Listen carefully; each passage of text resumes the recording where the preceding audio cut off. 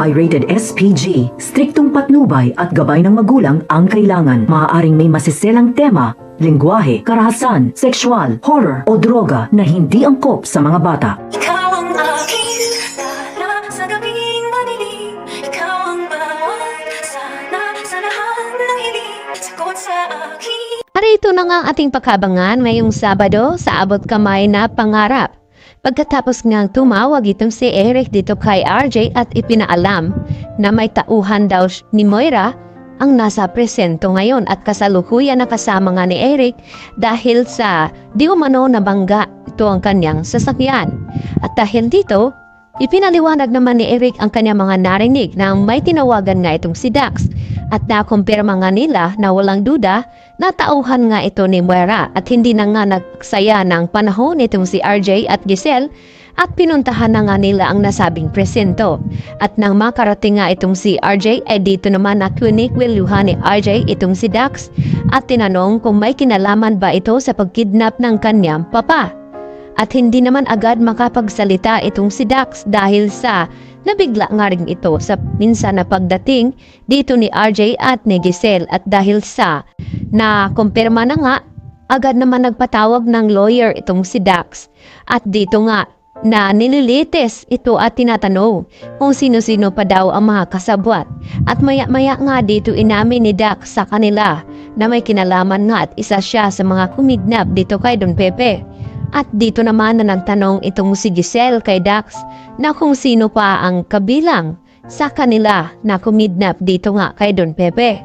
At dahil dito, napilitan naman na isiwalat dito ni Dax na ang kasama nila sa kanilang mga plano ay itong si Zoe at itong si Moira. Sila nga ang mastermind at sila din ang dahilan na kung bakit nadisgrasya sa bangin itong si Don Pepe. Dahil nagtangka ngang itakas dito ni Zoe ang kanyang lolo Pepe. At yun nga ay hindi alam ni Dax na itong si Zoe ang tumulak dito kay Don Pepe.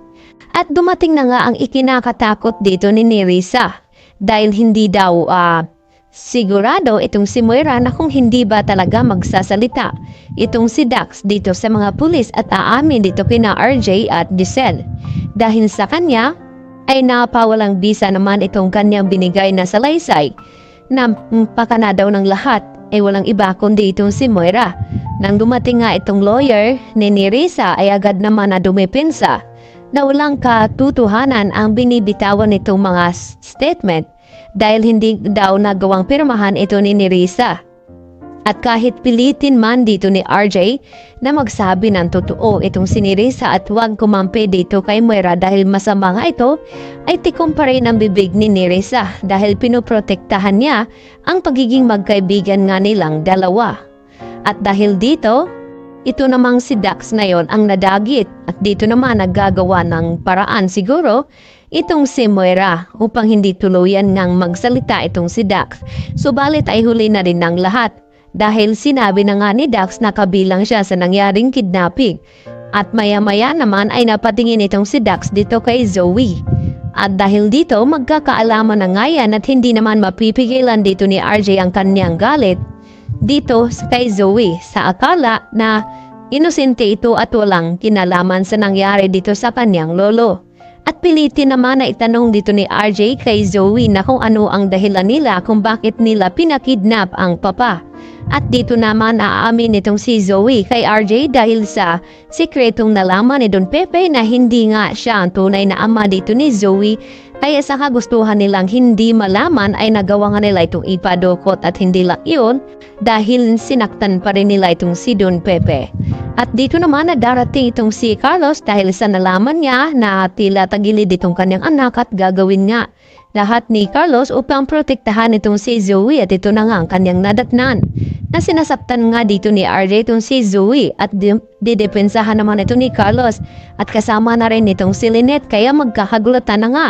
Dahil sila mismo ang aamin na itong si Carlos ang tunay na ama dito ni Zoe at ikakagulat naman ito ni Lynette. Dahil sa bibig mismo ni Carlos ay lalabas ang buong katotohanan na siya nga ang tunay na ama dito ni Zoe. Kaya yan naman ang ating pagkatutukan maya-maya mga kapuso, dito lamang yan sa Abot Kamay na Pangarap.